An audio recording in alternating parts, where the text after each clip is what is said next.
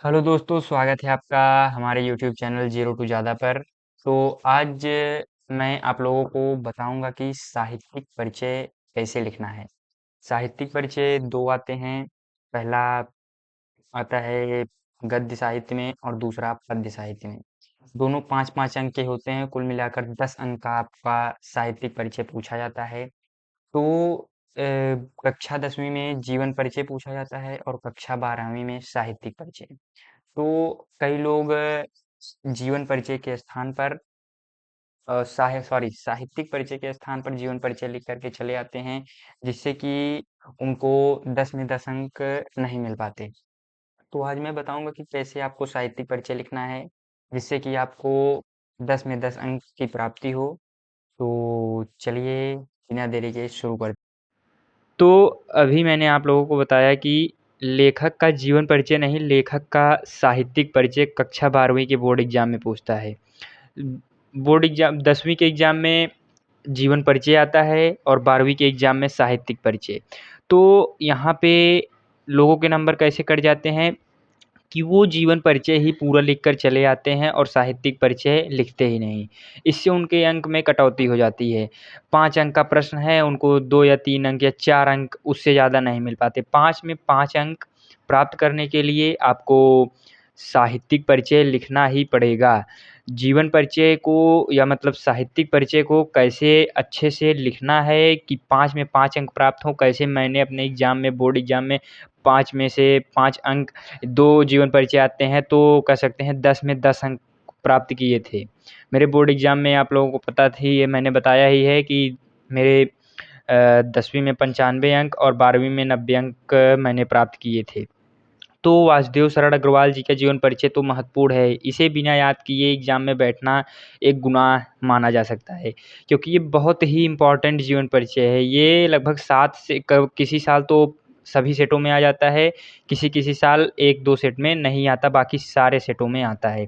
तो आप लोग वासुदेव शरण अग्रवाल का जीवन परिचय जिस तरह से मैंने लिखा है, इसे आप अपने नोट्स में उतार लीजिए और जो है इसको 1-2 बार रिवीजन कर लीजिए। और अभी मैं आप लोगों को तरीका बता रहा हूँ, उसी तरीके से लिखना है। सबसे पहले आपको क्या लिखना है, प्रश्नोत्तर संख्या 5वां पूछा जाता है, 5वें का क, लेखक का साहित्यिक परिचय। अब लेखक का साहित्यिक परिचय ऐसे बगल में डाल देना है, इस वाले पेन से ही का ही इस्तेमाल करना है। 2 तरीके का ब्लैक पेन लेना है, एक ये वाला पेन और एक नॉर्मल जो आपका पेन होता है वो। ठीक है? तो यहाँ पे आपने लिखा, फिर उसके बाद तीसरा नंबर मैं लिख रहा हूँ, तो आप लिखेंगे वासुदेव शरण अग्रवाल, लेखक एक संक्षिप्त परिचय। फिर उसके बाद ये चीज़ें आपको बुक में दी होंगी तो आप एक बार रिवाइज़ कर लेंगे, बहुत ही ईज़ी होता है। आप उसके बाद लिखेंगे जन्म, जन्म स्थान, उपाधि, भाषा शैली। इसमें से सारी चीज़ें नहीं लिखनी है। जैसे आपको कुछ चीज़ें नहीं याद आ रहे हैं, जैसे साहित्य में स्थान, तो आप इसको मत लिखिए। प्रमुख रचनाएँ 1-2 लिख दीजिए, ये तो है। आपको शैली भी नहीं याद है या भाषा या उपाधि, ये चीज़ें नहीं याद हैं तो आप इसको मत लिखिएगा। लेकिन जन्म, जन्म स्थान और उसके बाद साहित्य में स्थान, प्रमुख रचनाएँ, मृत्यु, इतनी 3 या 4 चीज़ें आप अवश्य लिख दें। एक ऐसे बॉक्स बना देंगे तो जिससे जीवन परिचय इसी में वो आपका समाप्त हो जाएगा। लेकिन अगर आप थोड़ा-सा जीवन परिचय के बारे में लिखना चाहते हैं तो आप लिख सकते हैं जीवन परिचय हेडिंग डाल के। बहुत ज़्यादा नहीं, जीवन परिचय 3 या 4 लाइन में आप ख़त्म कर देंगे। 3 या 4 लाइन से ज़्यादा आप जीवन परिचय नहीं लिखेंगे, ठीक है? उसके बाद आप लिखेंगे साहित्यिक परिचय। तो अब आप लिखेंगे जीवन परिचय के बाद आप लिखेंगे साहित्यिक परिचय। साहित्यिक परिचय में यही जो कि आपका मेन है, वो एक प्रेज़ेंटेशन के लिए है, जिससे कि अंक एग्ज़ामिनर पर इसका एक अच्छा प्रभाव पड़ता है, इसके लिए मैंने वो बॉक्स बनाया। उसके बाद आप साहित्यिक परिचय लिखेंगे। साहित्यिक परिचय आप जितना लिख सकें, यानी कि आपको एक जीवन परिचय लगभग 1 से डेढ़ पन्ने में, आपको 1 से डेढ़ पेज में, किसी जैसे किसी-किसी का, उनकी कोई-कोई छात्र होते हैं कि वो जैसे छोटा-छोटा लिखते हैं, तो वो कम ही स्पेस में यानी 1 पन्ने में हो जाएगा, लेकिन आप डेढ़ पन्ने तक कम से कम लेके जाएँ साहित्यिक जीवन परिचय मतलब साहित्यिक परिचय, ठीक है? और उसके बाद ये तो पहला था आपका साहित्यिक परिचय। अब दूसरा साहित्यिक परिचय भी पूछता है, जो कि एक पद्य में पूछता है और एक गद्य में। तो अब पद्य वाला साहित्यिक परिचय देखते हैं। तो पद्य में प्रश्नोत्तर संख्या 5 का 5वां है और उसका ख ऑप्शन। ख में 3 पार्ट होते हैं, 3 में मैंने पहला किया है मैथिली शरण गुप्त जी का, महादेवी वर्मा और सूरदास इन सब का भी अदर ऑप्शन में था, तो लेकिन मैंने मैथिली शरण गुप्त जी का ही किया है। जो आपको याद रहे वही अच्छे से आप करिएगा, क्योंकि याद रहेगा तो लिखने में समय कम जाएगा, और सोच-सोच के लिखने में, क्योंकि हिंदी का एग्ज़ाम है, निबंध भी लिखना होता है, बहुत सारी चीज़ें लिखनी होती हैं, तो उसमें समय नहीं मिलता। जीवन परिचय में एक डेढ़ पन्ना लिखना है तो लगभग 8 7-8 मिनट 10 मिनट बहुत है उसके लिए।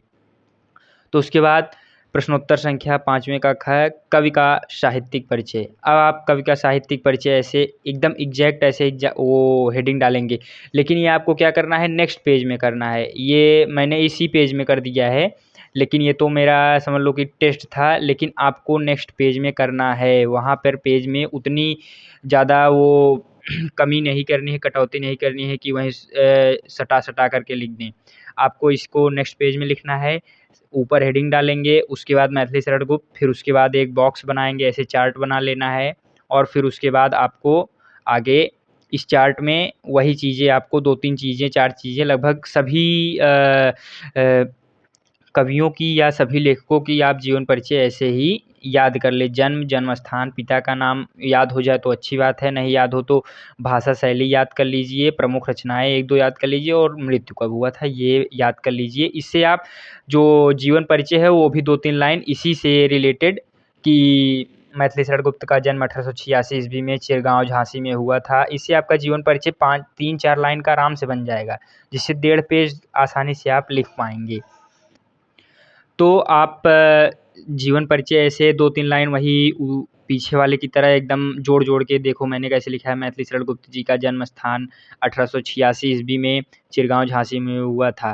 फिर ऐसे ही आपको भी लिखना है, और उसके बाद आपका जो मेन मुख्य पार्ट आता है, साहित्यिक परिचय, जो कि लगभग आप 5 से 7 लाइन में, कम से कम 7 लाइन में तो लिखें ही लिखें, 5 से 7 लाइन, ठीक है? ऐसे इस तरीके से जो भी मतलब आपको इम्पोर्टेंट पॉइंट लिखे वो लगे, वो उसको ब्लैक पेन से कर दोगे तो इसका इम्प्रेशन बहुत अच्छा पड़ता है, क्योंकि वहाँ पे ओवरऑल आपका प्रेजेंटेशन बहुत अच्छा होना चाहिए, क्योंकि बहुत नॉलेज होने से अंक नहीं मिलते। नॉलेज को कैसे डिलीवर करना है, कैसे आपको प्रेज़ेंट करना है एग्ज़ामिनर के सामने, वो बहुत इम्पोर्टेंट होता है, उसी से अंक मिलते हैं।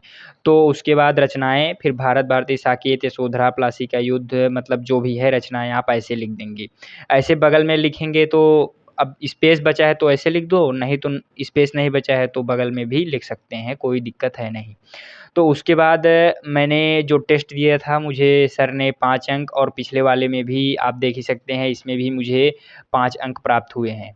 तो मतलब मैंने जीवन परिचय में लगभग अपने टेस्ट में भी 10 अंक प्राप्त किए थे, और बोर्ड एग्ज़ाम में भी मैंने संभवतः 10 में 10 अंक प्राप्त किए थे जीवन परिचय में। यही डिट्टो प्रेज़ेंटेशन था। मेरे बोर्ड एग्ज़ाम में मैथिली शरण गुप्त जी का तो नहीं आया था, मैंने महादेवी वर्मा जी का लिखा था जीवन परिचय, लेकिन इसमें वासुदेव शरण अग्रवाल लेखक में या गद्य में मैंने वासुदेव शरण अग्रवाल जी का ही जीवन परिचय लिखा था, एकदम सेम ऐसे ही मैंने लिखा था। ये टेस्ट में जो मैंने दिया, वही वहाँ पर भी आ गया। तो इससे मुझे रटा-रटा आया था, बस बात थी बस लिखने में जो समय गया, गया। सोचने में मुझे ज़रा-सा भी समय नहीं लगा।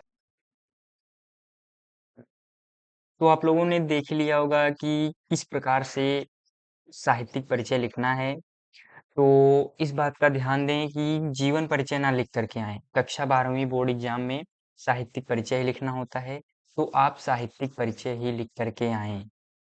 तो यहीं तक था वीडियो। अगर आपको समझ में आया हो, आपको तरीके किस प्रकार से लिखने हैं, अगर ये आपको समझ में आ गया हो, तो लाइक और सब्सक्राइब करना ना भूलें। साथ ही साथ कमेंट करें। धन्यवाद।